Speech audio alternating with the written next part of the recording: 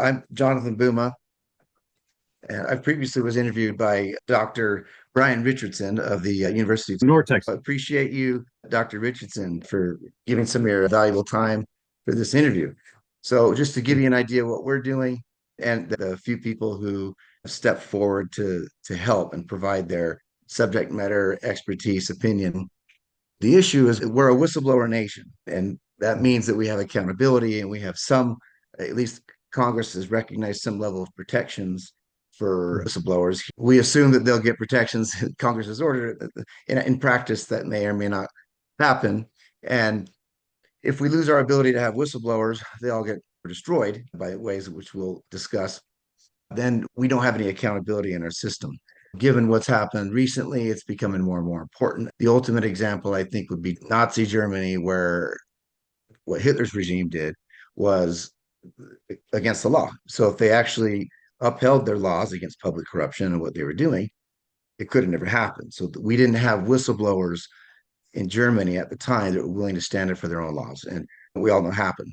We have these examples, but yet we still seem to slide down. From what I understand, you've studied organizational whistleblowing and the effects and carnage that it's had on the families. The people I'm talking to, some of them are anonymous colleagues. It's very difficult to get active FBI agents or any federal agent to do an interview because they're not supposed to talk to press. Freedom of speech, we're going up against constitutionally imbued rights, the freedom to tell our story to a free press. So let's go ahead and test it.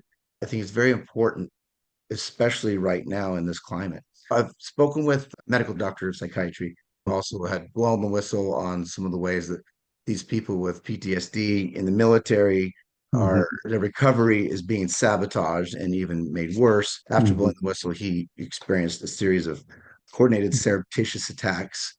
And there's a name for that. So as I became a whistleblower later, I started to experience these things. In the beginning, you think it's just one person, and then it turns out it's a coordinated attack from multiple directions.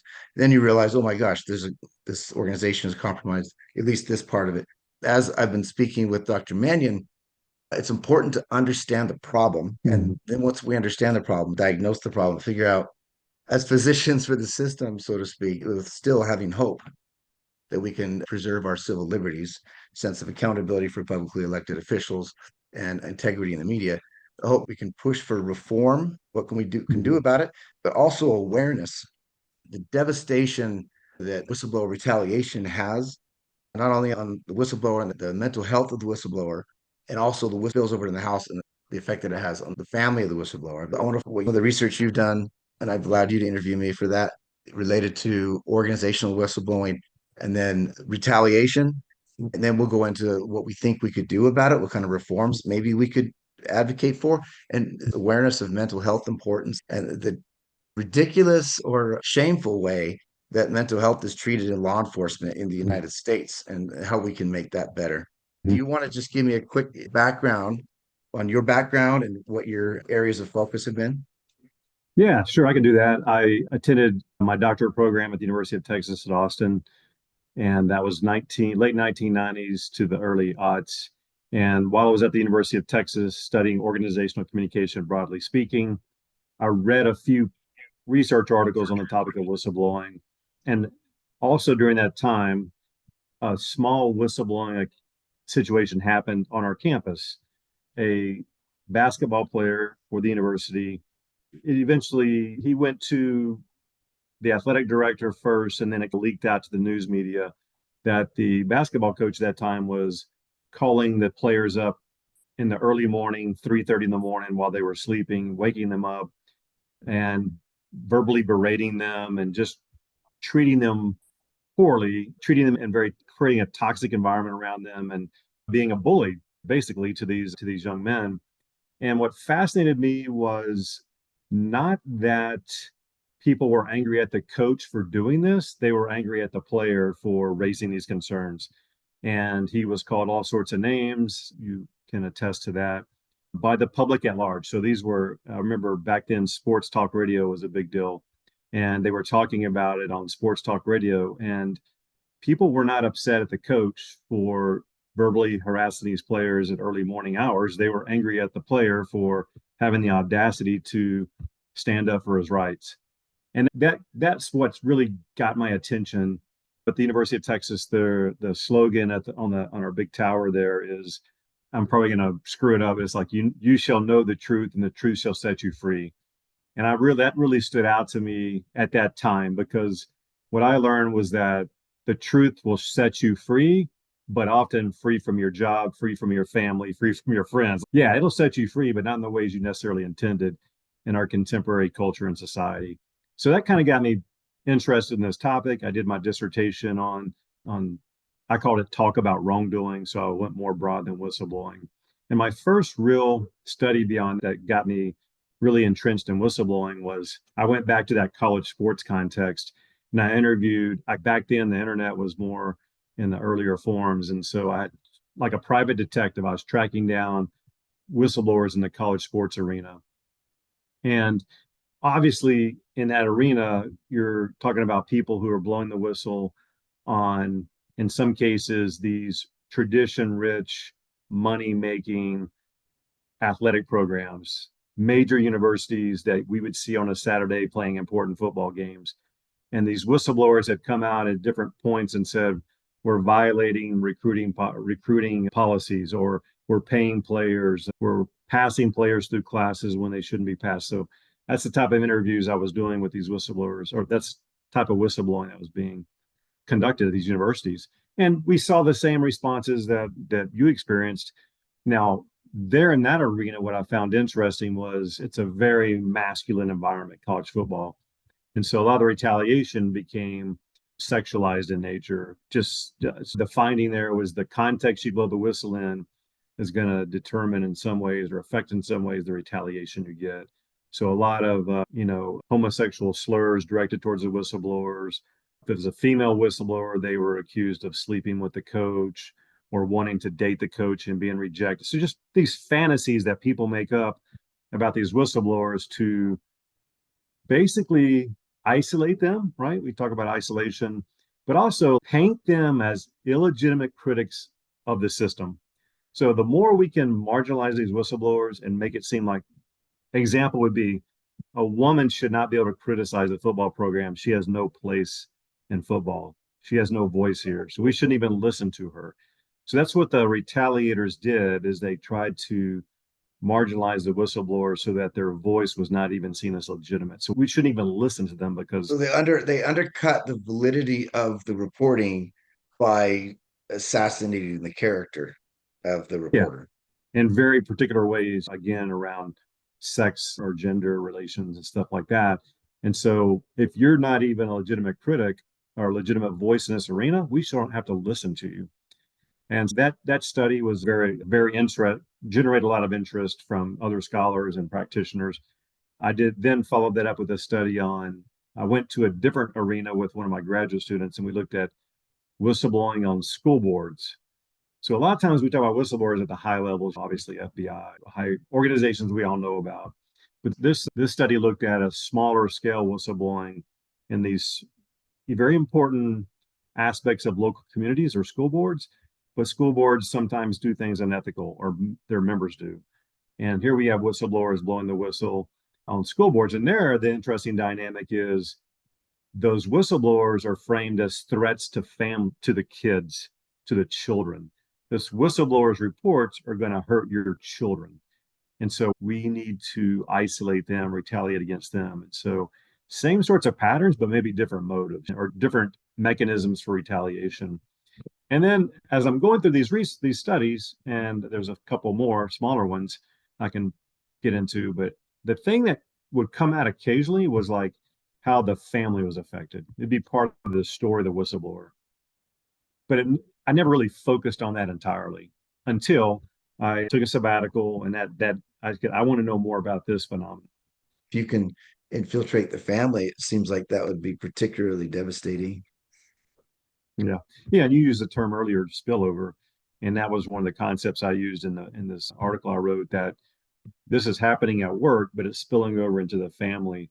And you can attest with your own experience. The thing that stood out to me about that study, John, was during the interviews, so many of my participants would go back in their mind to that experience and they would have almost PTSD like symptoms, or they would cry on during the interview, even though this happened a few years ago.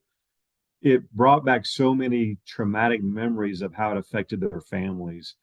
And in some cases, I think one of the most poignant stories I heard was I interviewed a woman who was probably at that time in her early 60s. She had three, if I remember correctly, two or three adult children and several grandchildren. And I asked her how her family talks about the case now. And she said, Brian, unfortunately, I don't really speak to my children a lot anymore because all this, they don't want to be remembering this time in their lives. We never broke free from the whistleblowing. It dominated our lives so much that my kids don't even really want to be around us that much anymore because of this whistleblowing case hanging over the family's head. And that just shows you the estrangement of 5, 10, 15 years of not wanting the grandkids. I got to want to characterize this in the right way. We're just not going to be around you as much because we don't be reminded of that time. But the end result is not getting the time with the grandchildren, right? And that's how devastating the retaliation is. In other cases, talking to spouses of whistleblowers or their children, and there's this weird tension. I'm proud of my mom or dad, or I'm proud of my husband or wife, but man, I kind of wish they hadn't done it because it brought so much devastation to them, and I saw them being affected so strongly. And then it brought to us these times of uncertainty. Are we going to be able to pay the bills? Because a lot of times people lost their jobs. Are we going to be scorned in the community? Are we going to be, or mom and dad fighting at home? Not physically fighting, but arguing, and then that's affecting the children. They're seeing this toxicity, and the thing that always comes back to me that's interesting is it's not the family's fault. It's not the whistleblower's fault. It's the wrongdoer's fault. It's the unethical organization's fault. But the whistleblower is scapegoated as the problem. And Yeah, that's a and huge thing for me. Just in my experience, not only does the whistleblower feel bad at the effect of the family, that spillover and the effect it has had on the family, them getting caught in between the internicide of you and the organization that you blew the whistle on, caught in the crossfire, so to speak, that they also start to blame you for the activity because okay, so you're the one that chose to blow the whistle, so this is all your fault. It's not my fault they decided to put surveillance all around my house and follow everybody around and suspending me without pay and raid my house. You became a whistleblower, so just the resentment builds, and then it's just really devastating. The scapegoating effect that comes from the family. Yeah, that was a theme that I saw in a lot of my research over the years is we have a weird thing in our society and our culture and our organizations where we're more angry at the person who blows the whistle than we are the wrongdoer, the unethical parties.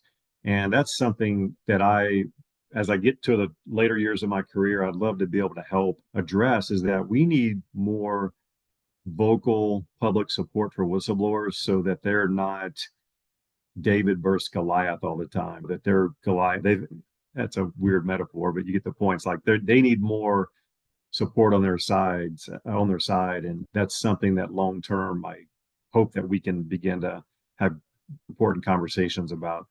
I think it's very fitting, David versus Goliath, because that's what I felt blowing the whistle on the most powerful law enforcement entity on the planet. If there's support groups or whatnot, that would be vastly helpful. Yeah, that's one thing I've been doing more recently when I've interviewed people is making sure they know that there are these support groups out there for them and putting them in touch with people like you mentioned, Dr. Mannion earlier. Just having somebody else who's gone through a similar experience gives so much social support to individuals like yourself. So I'm happy to do that. I was going to say also that, oh, we're just talking about, oh, yeah, going back to even childhood, kids will watch another kid being bullied. And a lot of times they won't intervene because they're like, if I intervene, then I'm going to be the next target. And I think that happens as adults with whistleblowers. We learn of organizations retaliating against whistleblowers, but people, institutions and other organizations are like, yeah, I probably don't want to get involved because I don't want to be next on that list of being bullied. It's not that they're bad people, it's that they're afraid that they're going to get in trouble, they're going to get caught. So it's like touchless torture, a term I Yeah. learned from you from our earlier Yeah. discussion. It's like a touchless torture. and there's no one for you to speak with. So you rely more and more on people like your spouse, and then they get burned out and hearing about you. And it's really just a difficult cycle. Yeah.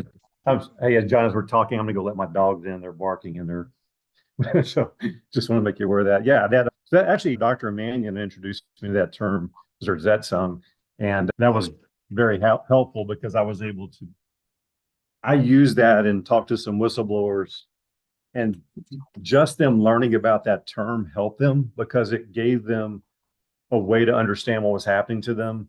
And I think that's the most insidious thing that organizations do against retaliators is that isolation. Because we know from psychology research and so forth that to isolate someone is one of the most damaging things you can do. And you're basically creating a condition where they feel tormented. But when we're tormented, we want other people there to support us. But through this process, they start eroding that support base. And so you're in a time when you need support, but you can't get it because, like you said, they're telling your coworkers, don't talk to this person. It's like you're toxic. And And if they hit you from several different angles, they hit your finances, they hit your job security, they hit your reputation in the community, they start following you around, harassing you, hang up calls, you overhear people talking in the store. And then I think some people can literally be driven crazy. yeah, Yeah. yeah. And I think a lot of people are naive to the fact that contemporary organizations in our country will threaten people's lives for telling the truth. So I just talked to one of the individuals I talked to most recently, interview I did a few weeks ago. He worked for a powerful company. I'm not going to get into, I won't say anything else more than that about it to protect the situation. But there were people physically watching his house. And he went out and confronted them and they drive away. And he's absolutely convinced, and I agree with the description, that they're trying to intimidate him into thinking his family's at risk. And we don't want to think that could happen in our country, but as you can attest, those behaviors do. And the more we can shine a light on it, the more we need to educate the public that this is happening in our country, where we would think this is happening in some emerging democracy in another part of the world. It's real. And when you recognize it's real, I'm in a special situation because I was on the SOG team doing daily surveillance of subjects. So I know their tactics. And so I know I'm not crazy when I see it. But Yeah. if this kind of thing is done to somebody who hasn't worked on that team, I can only imagine how that could send them into an emotional tailspin and maybe even a kind of psychosis. Yeah. That's a good segue. So my most recent research article, me and my co-authors, what we did was we analyzed the metaphors that whistleblowers use to describe their situations, their experiences. I'm a communication scholar, so we believe metaphors are a way for people who have these unique experiences to help other people understand their experiences. And I want to read a few of these to you because I think it demonstrates when you hear these metaphors that people use to describe their experiences, it really resonates with how powerful this is. So let me just read a few of these. So and these are all pseudonyms, these are not actual names, but we talk about a woman named Alice who blew the whistle at a government health agency in another country. She said her experience was like being burned on the stake over and over again with a silent audience pretending not to see what happened right in front of their eyes. So that imagery of you're being burned, and all these people are just sitting there watching you die, but they're not doing anything about it. Here's another one. This That is whistleblower, absolutely spot on. Yeah. yep. This one is a whistleblower in the for-profit university industry, which shouldn't be a place where you get abused. But here's what she said. It was like being violently assaulted by a group of lawyered up fraternity members with baseball bats that attacked me and then left me to bleed to death. Now, that didn't actually happen to her, but she was saying that's what it felt like to her, that she was just constantly being physically abused and just being left dying with nobody to help her. And I got Yeah. one more I want to read. It's like a Go ahead. death by a thousand cuts. Exactly. This one was probably one of the most, it just one kind of broke my heart. It was, now this individual was in the insurance industry, right? You couldn't, nothing bad could happen there. Here's what she said. It was like being wrongly accused and imprisoned. And this is what she said. I've been a foster, I've been raped, And I would take any of those over and over again as opposed to this. That's a that should be a wake-up call that of how insidious some of this retaliation can get when you are preferring. I want to be careful. I want to put it in her words. Rape and being a foster kid was not as bad as her experience being retaliated against. That should be a wake-up call. This is real serious stuff we're dealing with. Yeah, I think psychological torture is just the worst thing in the world. Physical torture, okay, you can get over that. I had to get out because I was so isolated, and essentially this touchless torture concept really was completely destroying my soul, so to speak. Yeah. So I'm still having to get out, and even that I was met with resistance with this, Zersetson, these touchless torture tactics being done in Mhm. a coordinated fashion by more than one or at least two or more. That really causes you to second guess your psychological schema, that where all your ethics are foundationalized, and Yeah. you really have to try to reconcile that. Yeah. And I also use it, and related to what you're talking about, I use the term moral injury. I'm not sure. Have you come across that term yet? I've Uh, heard that from Dr. Mannion. yeah. So basically, moral injury, I Mhm. think it came out of the military and recent military engagements in Afghanistan and Iraq, where basically it's like we have a conception of what war should be like. And there's an enemy and we know who they are and we fight against them. And so, but when soldiers from America got to Iraq and Afghanistan, all of a sudden children were involved and they didn't know who the combatants were, and innocent people were maybe the combatants, and it got real confusing as on a case when you're facing a situation. Do I have to shoot a young person because they may be carrying a bomb? That's not what war was supposed to be about. And that was called more, the term they used to describe that feeling is moral injury. I didn't sign up for this. This is not what I Yeah. expected. And I've taken that, I've borrowed that into my whistleblowing research. Actually, another scholar did before me, but you signed up to do a job in the FBI. And my other whistleblowers they signed up to do some job, right? And they've got some expectations about what that's going to be like. But they didn't think that powerful people would be so deceptive and so cruel. That's not what you signed up for. And it creates this moral injury. Like, this is, like you mentioned earlier, like shattering what I thought morality was supposed to be like, and especially from institutions we're supposed to trust, like these law enforcement agencies. We're supposed to trust them. They're not supposed to betray our trust.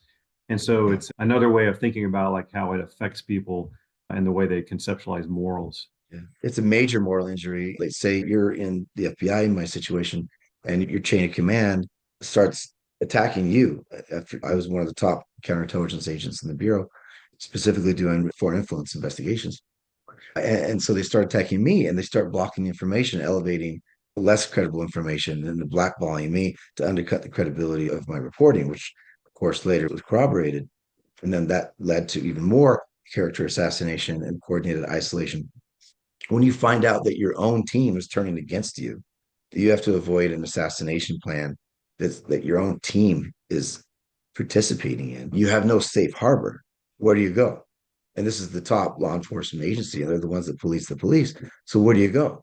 They know where you live, they know everything, and then your own team try to assassinate you, or at the minimum, character assassination and isolation. So having no safe harbor, it builds and it builds, and there's a lot of all these things. There's plausible deniability, and then you see the clustering, and then it gets to a point of certainty. So I think if you feel like you don't have any social support and your schemas have been violated repeatedly where it's not supposed to happen, and now you're working for an organization that is become falling into political bias, then you really have to wonder, is the whole world just gone mad?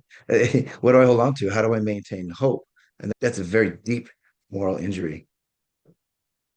Yeah, and the end result, not only PTSD, but some of the people I've talked to, suicide ideation was another prominent long-term outcome I've seen, or I wouldn't say long-term outcome, but just an outcome that I have seen from probably not, certainly not 100% of the whistleblowers I've interviewed and talked to, but a pretty large percentage get to the point where it's like it's not worth fighting anymore. And they begin to think about, I don't want to continue this. This is all I've become. This is my entire life is around this case, and it's just not worth it anymore.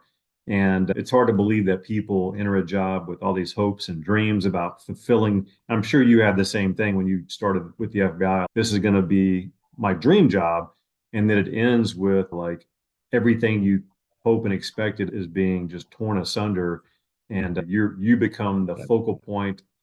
You become like the alleged criminal that you were pursuing in the past. Now you're that person, and Yeah. that's So for kind 13 of years, I was I was a very high performer. I was always mm, rated outstanding or exemplary. And then at the 13 years, my dream job, absolutely, it helped me develop in ways I never dreamed. And then the last 3 years, that this after I became a whistleblower officially on January 7th, 2022, through official channels. First, I tried to stay confidential, and then things led to Congress, and then my name got leaked to the media and just got worse and escalated. But the last 3 years has been absolutely hell. So yeah, okay. Overall, I'm happy that I had the opportunity to be an FBI agent and protect people and protect our Constitution and our civil liberties. But I tell you, I had no idea becoming a whistleblower, pursuant to the Whistleblower Protection Act, would result in the loss of my career. mhm, I've been suspended without pay. It's been about 15 months now. Uh, no one's called me. I've never received a phone call, never been interviewed. They'll surveil me and they'll attack my finances and freeze my credit cards. My credit's completely ruined. And, but nobody's interviewed me. It's like a touchless torture, cut off from the Rolodex, cut off from the hundreds of friends that I had. I spent years building up. It's absolutely devastating. So 15 months, no pay. I haven't resigned and I haven't been mhm. terminated. So my dad says, "Oh, Yeah, you can't do that." I'm like, "They're doing it. You need to go over there, talk to HR." I'm like, "But go over and knock on the FBI office that I'm not allowed to go into now?" What? Okay, what good's that going to do? HR yeah, is in headquarters. Am I supposed to spend the money I don't have, fly over to HR, sit out there with a sign? So there's really, they hide behind, in this particular case with the FBI, it's especially insidious because when you try to hold them accountable, they hide behind the walls of classification. And so then the report you've done, now they're redacting the report. So are they mhm, redacting the report because it could compromise ongoing sensitive investigations, as they claim, or are they redacting the report to protect their own hides and protect their own mhm. careers so they're not held accountable? And there's no way you can tell because it's redacted. But Yeah, I'll know what it looked like before it was redacted. So that's where we yeah, are now with the whistleblower retaliation complaint that I have ongoing. yeah. Yeah. You made me think of two other very important things that go along with retaliation. One is the time.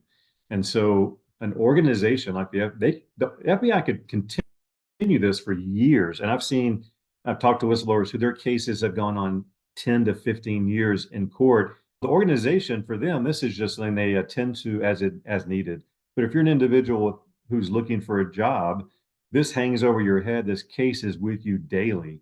And so many people I've talked to is like just the fatigue of it all because they'll stretch out this case as much as they can to basically break the will of the whistleblower and also send the message to everybody else at the organization. This is what's going to happen if you go Yeah. outside the chain of command. The cooling So effect that it has, the chilling effect on other whistleblowers yeah, coming forward is yeah, dramatic. Nobody wants to be like Boomer. Like, oh, yeah, don't be like Boomer. Lost his family, lost his career, lost his reputation in the Bureau. It's easy for them with infinite resources to kick can down the road.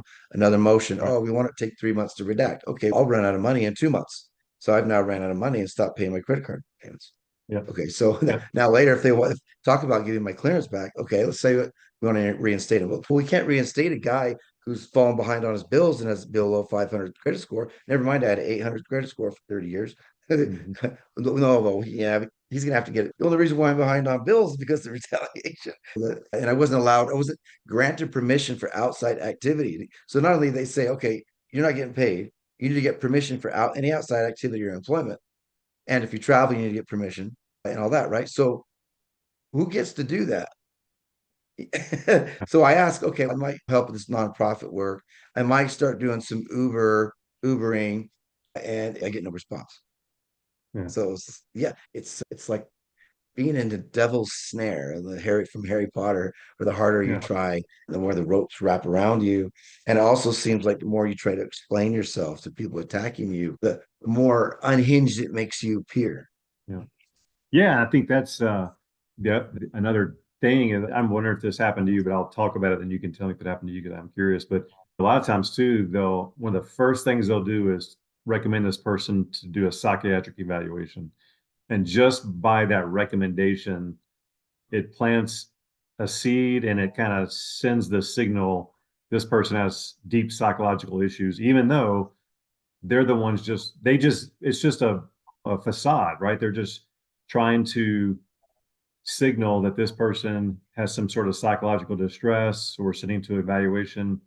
And it just starts that narrative that this person, they've got some psychological issues that can't be trusted. Did that happen to you? Fitness Did for they duty. Yeah, fitness for it duty? happened to me, and it's happening to a friend of mine I'm going Yeah. to interview anonymously.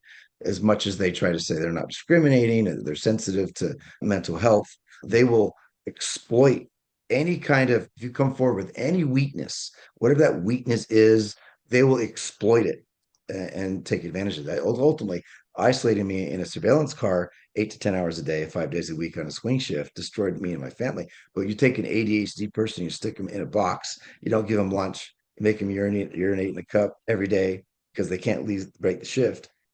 What do you think they're going to do? They're going to be writing memos to Congress. They're going to be on the phone. Yeah. That's what they're going to Yeah. do. Yeah, but they'll take advantage of it. So another colleague of mine, he he had an issue, like a hernia issue, and they were trying to get him to go out. So now they're under the new regime. They're making FBI agents go and do rotations with customs officials, like Homeland Security investigations, for example. They'll team up with FBI agent. They'll go out there on a rotating basis, and they're hunting down illegal immigrants to deport to Guantanamo Bay or Mhm. wherever else they're sending these people. FBI just they don't do that. FBI agents they investigate public corruption, white collar crime, civil rights, organized crime, counterterrorism, counterintelligence.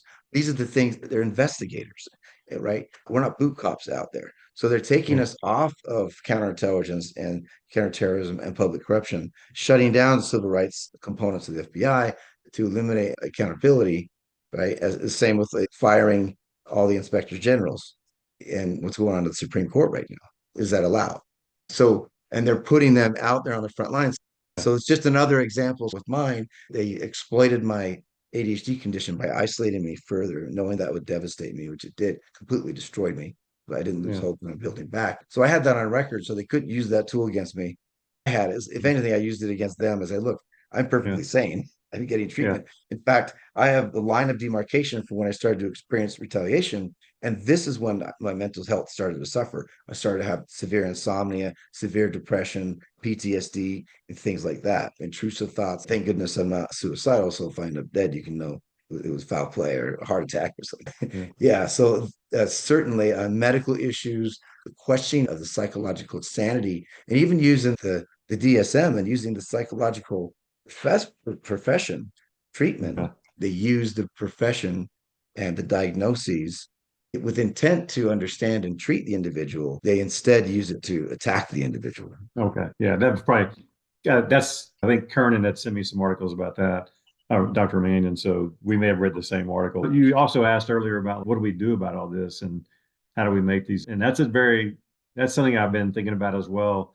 And just did a little study on how corruption is so ingrained in some of our organizations. And that's another big topic that I think we need to come to grips with, that I think most Americans probably would be shocked at how much corruption is involved in major institutions across the world. Talked to one whistleblower who said that when you look at the leading, or he was in London, he said, London lives and breathes by dirty money. And what he meant by that is that banks are doing business with cartels and banks are doing business with regimes in different countries that are not our friends and from a democracy standpoint and so forth, and just sorts of examples like that.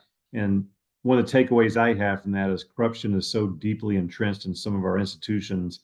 It's hard to untangle all that and get it back to the way it was supposed that we want it to be set up, which is forthright and honest and so forth. So that's $1 million question too, is like, how do we disconnect some of our major institutions, whether it be the Catholic Church, the military branches, the FBI, like how do you get them clean or ethical again? It's going to be a huge undertaking, and it's so big. It's like you don't even want to think about how you could make that happen. I think that's another big challenge for whistleblowers is the problem to me can get so big you don't even know how to deal with it. And I want to get you, what are your thoughts on that? The infiltrative insurgency, this term that was described by Dr. Mannion, we have foreign nationals coming into our country, laundering money here. pushing people here so that they can influence us. But also, we have people who are homegrown domestic violent extremists who have turned out to be an even bigger problem, even bigger risk, these DVEs. And I was eventually targeted by a poison pen operation where Mhm. this person made stuff up and Mhm. misrepresented when I spoke with them. And they used that as predication to raid my home. So it was a Mhm. DVE, religiously Yeah. oriented, motivated, and politically motivated domestic violent extremists who essentially hit me, who had close ties to a foreign intelligence service that I won't name.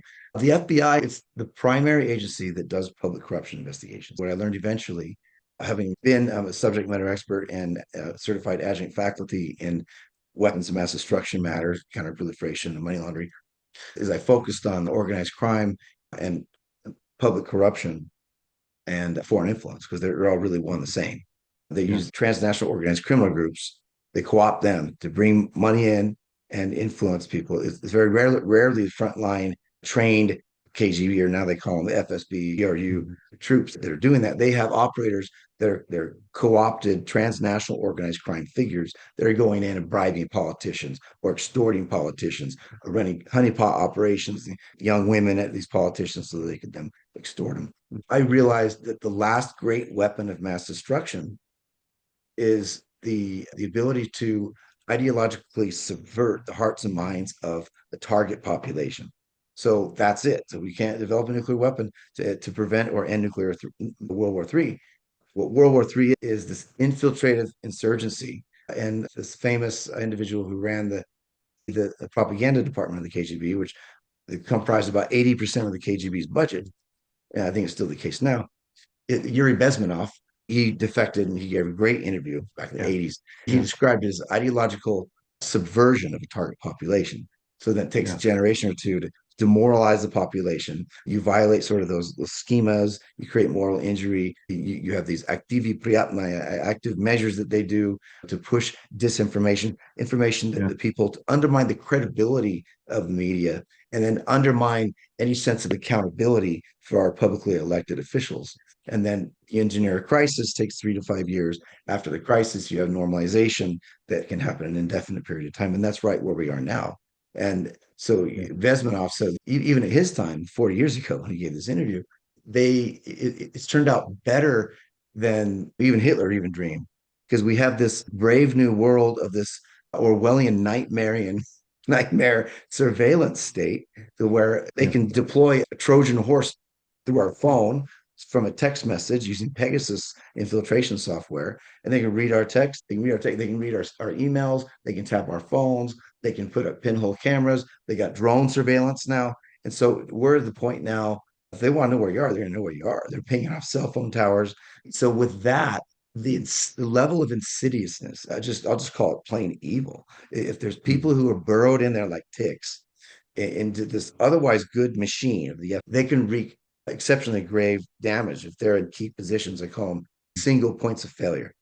And so Mhm. the FBI, since it's the organization that does public corruption, the primary one, they self-regulate. So if they become corrupt, then that becomes a single point of failure for our entire system of democratic government. And it'll be just Yeah. like Russia, just like North Korea, just like, well, not Iran, but Ukraine, where it's openly corrupt. When you Yeah. get pulled over by a police officer, it's known that you have to bribe the police officers. Their pay is built in to the corruption, is built into the system because they couldn't otherwise afford to pay the police officers. So they have to be Yeah. corrupt. So here, the FBI, they are internally regulated by the Internal Affairs and the Inspection Division, and that's the IG and DOJ, but it's still all DOJ.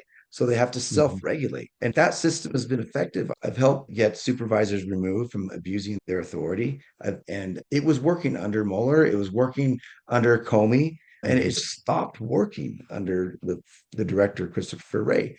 They didn't really do inspections like they did. They used to send in, if there's an issue with a supervisor, and they have another supervisor, they're protecting each other, and they're putting their fingers on the scales of what should otherwise be blind lady justice to Yeah. control, promote, or suppress intelligence that either hurts or doesn't hurt their preferred political faction, which is very like it's a form of corruption. It's not right. Yeah. If you report that, nothing happens. It was all going through one individual who I helped remove 12 years ago, who ended up and evolved back at headquarters. She was taken out of the field to have less influence on the field. She was moved around.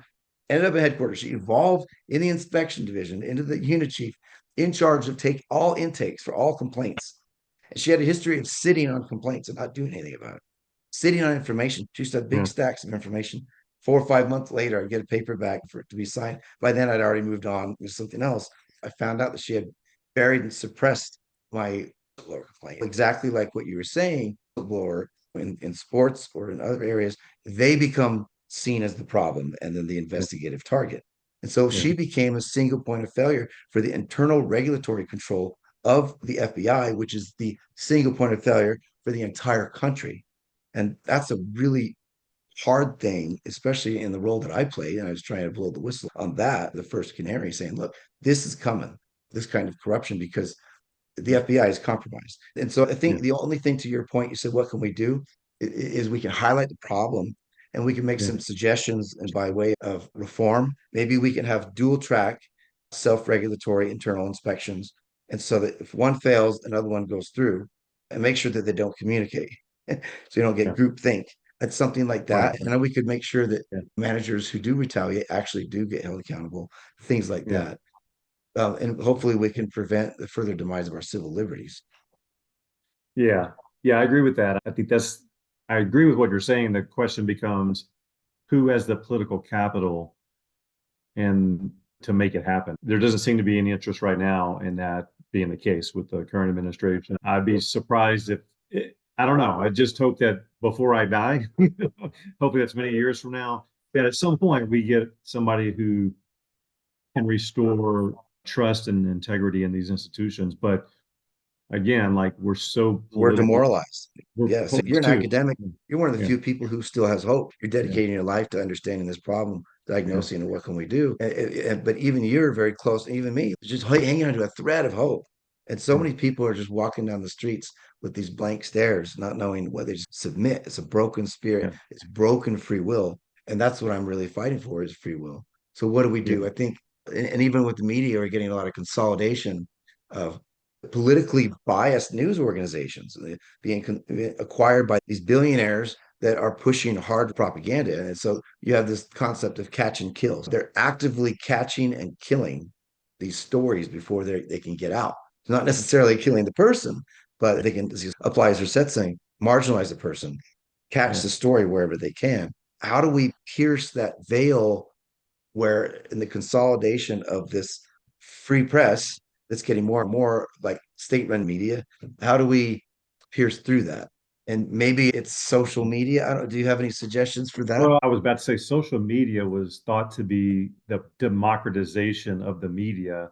And what it's turned into instead through algorithms is, for example, your case, I'm just using this as a hypothetical, but my sense is that if you were critical of a Republican, then through people's algorithms, what they would learn about you if they were on the right would be that you, Jonathan Buma, were a crackpot FBI agent who went rogue, who's making up stuff about Rudy Giuliani. If you're on the left, your algorithm, so everything is dictated by these algorithms. So if you get on X or Facebook or whatever, and you indicate through your searches a preference for media that is to the right or conservative leaning or vice versa, you are constantly fed things that support your ideology. So during COVID, we saw people on the left had very different conceptions of COVID than people on the right because of the media they were watching. And so that's my fear, is that it's so hard for America right now to rally around a common cause because we're fed two or three or four streams of information that are so different. Whereas back in Walter Cronkite's day, everybody got the news from the same place, so you could have a rallying point. And that's my concern, is that social media can distribute a story like yours very well. The problem is, can it get into the hands of people who have these contrarian viewpoints so they can see things differently? It's outgrown me. It's not about me. But my story is simply a vein to get started, to start the conversation of a much bigger problem. And Yeah, so that's why when you talk to you, Dr. Mannion, and was talk to a civil rights attorney, I plan to speak with Scott Horton, who's the one who helped me get into the office of Judiciary Committee, Senator Whitehouse. And I'm going to talk to the experts. I'm going to talk to some colleagues too who are going through the same sort of thing. So it's not just John Boomas whining over there. It's no, Yeah. this is a problem. And if we don't solve this problem, the organization is going to become so hopelessly corrupt, the entire government is going to fracture just like Rome. It's going to fall and fracture just like Rome. So we fight for it or we let it fall and fracture. We have Yeah. the evidence to prove it. And we have the people willing to testify, people willing to be interviewed to corroborate Mhm. that this is a systemic problem. Yeah. What are your thoughts? I think the thing that comes to mind for me in terms of our interview right now is whistleblowers are precious commodities. They are one of the last lines of defense for integrity of our systems, financial systems, our legal systems, our law enforcement systems. They absolutely have to be protected. They, if we are going to portend to be the leader of democracy for the world, and that includes our financial systems upholding free trade capitalism and democratic processes, any country that purports to be that, but yet they treat their whistleblowers the way we do in our federal government, federal agencies, but also in our corporations, then that's hypocritical, right? We can't be both of those things. We can't stand for free speech and free trade and democracy while simultaneously punishing those who dare to tell the truth. So we've got to figure it out. And so I don't know the answers, I don't know all the answers, but we have got to propose and enact legislation and enforce legislation that protects whistleblowers and offers them support, punishes those who retaliate so that they're seen as they're stigmatized, not the whistleblower for telling the truth. And so if we truly believe in these core values that were started at the beginning of our country's founding with around free speech and truth telling and being true to these ideals and these liberties and so forth, then we've got to protect whistleblowers and we've got to punish those who threaten whistleblowers. And I guess the third piece of that would be thoroughly systematically investigating whistleblowers' claims and rooting out the wrongdoing so that right doing, if you want to call it that, rises to the top. That's just my view on it. We're very hypocritical when we say we believe in these things, but in so many whistleblowers cases, we violate all those values that we purport to uphold. And I hope I can help with your ongoing mission and vision with this. And anything I can do to support whistleblowers like yourself, I'm happy to be a part of. And I think it's just such a valuable thing for our democracy. Absolutely. It's And I've had to investigate and go down this trail of evidence. So the Mhm. trail of evidence that I'm finding now, and it's much bigger than me, of course, is that there is this authoritarian movement that they're finding each other and they're coming together. And it does seem to be taking a critical threshold on the centers of power in our international economic structure. And I think if we don't act quickly using the press, because the last weapon of mass destruction is to reach the hearts and minds of the people, of the target population. So the only way that we can fight back is to fight back in mass on the battlefront. Battlefront right now is open source media. We need to find a way through social media to highlight the problem and shame the public officials back down into doing the right things out of their fear that they're going to have widespread protests. If we don't highlight it, and everything that we allow them to get away with in secret without highlighting it is secret combinations is going to result in it just being an impenetrable, you just get snuffed out. And when you have these authoritarian regimes, they use this tool. The most important tool seems to be Richardson. I watched this book that was recommended to me by Dr. Mannion. It's called The Lives of Other People. It's German subtitles. You've probably Yeah. seen it. Yeah. I Yeah. just for the first time I realized, damn, that's about me. I was in there. I was doing the FISAs. I was doing Yeah. these things. And then I start looking and saying, wait a minute, are we the good guys? But I think we need to stay the good guys. Yeah. You can have sort of some of the bad guys, again, burrow into the central core of power and these single points of failure like ticks Yeah. in key positions as things were happening, when all my finances Mhm. got attacked, when I got suspended from duty, when they still won't interview me because they don't want to increase their burden of proof. I'm like, it just seems like there's some kind of manual somewhere, some really evil, sadistic psychiatrist who likes to torture grasshoppers with magnifying glasses in their free time, sat down and took their evil genius mind and wrote out a guide to how to kill a soul Yeah. and Yeah. dissolve somebody as if they didn't exist. That's Yeah. Zersetson is dissolution. And if you're one of those targets identified for Zersetson, you're going to be dissolved. It's going to destroy you 100% of the time. And then I found it. And you're the first person that told me about Zersetson. And then I read some of those PDFs you sent me. And it was like, there's the manual. Yep. There is a manual. And then Mhm. Dr. Mannion that I met later expanded on that. He has a piece on that, Zersetson. And so we found the manual. The manual exists. So I say, let's get it out there and say, look, if this is happening to you, it doesn't mean you're crazy. It means you've been targeted. You're probably doing something worthwhile that cuts against the overall goals of the regime. He's trying to usurp power or maintain power. Yeah. Stay strong and reach out to this group here. We can help you. Maybe we Yeah. can have working groups. And knowing that you're not the only one, and knowing that not everybody that's retaliated against you is what I was speaking with Dr. Manning about. Is if you think that the whole organization is turned against you, that's a moral injury that you may not be able to overcome. But you realize it's just a machine, and like 80, 90%, however pessimistic you are, 80 or 90% are good people. And they're only Yeah. given a small amount of information because the nature of these compartmentalized counterintelligence operations, they're highly Mhm. classified, they're compartmentalized, and you only get a tiny piece. And the operators that are doing the surveillance that we call, that seems like harassment, they're just doing a shift. They're just out there doing a shift to try to find out. They're told that you're a bad guy, you're a threat to national Yeah. security, and maybe even some lies. And they're out there doing their shift so they can earn money to pay their babies. And they're doing a good job. But for me, it looks like ongoing harassment after 15 months of being having a net of people around me everywhere I go. They don't seem to like Utah. By the time they get here, I'll be gone. But anyways, we got to expose it Mhm. and from whatever way we can. If we can't get a major outlet to do it because the editors are catching and killing the story because the Yeah. billionaire doesn't like it or whatever, it Yeah. doesn't want to go against the Fuhrer, then we'll find another avenue through social media and make it Mhm. more organic.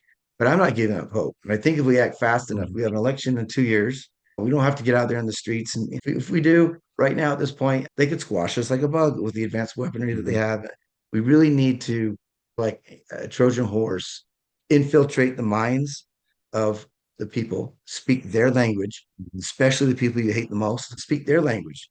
And Yeah. then during the course of entertainment, a series of entertainment programs, movies, shows, blogs, Mhm. whatever, get in there and then get them during the course of the entertainment, they surreptitiously learn about these things and they start to question themselves. And maybe Yeah. this whole cult mindset, Yeah. this regime, which is unique, I think, or at least unique nowadays, you should start questioning it. And so I think a series of that, Dr. Manny and I were discussing how do you do that? I think awareness of mental health, I think, is important because all the FBI really does at this point is, oh, it's okay not to be okay. Mhm. You need to get help. But the moment you say Mhm. you're not okay, you're put Mhm. on light duty, you're isolated, you're made fun of, you're shunned, and it just gets worse and worse. There are people who are demoralized. For example, you can take them out to a concentration camp, show them, and they won't believe it. They'll have an excuse. So oh no, that's fake. Or they won't believe it until they're kicked in the butt by a boot, and then they find themselves in prisons. Who are Yeah. studying it academically. Yeah. I'm taking the same approach that I took when I was a investigative case agent for the FBI. I'm investigating this like a case. So I'm talking Yeah. to the people who know. So I'm talking to people like Yeah. you, talking to Yeah. people like Dr. Mannion and others from the point of medical Yeah. diagnosis, but also social analysis, Yeah. group analysis, and also law.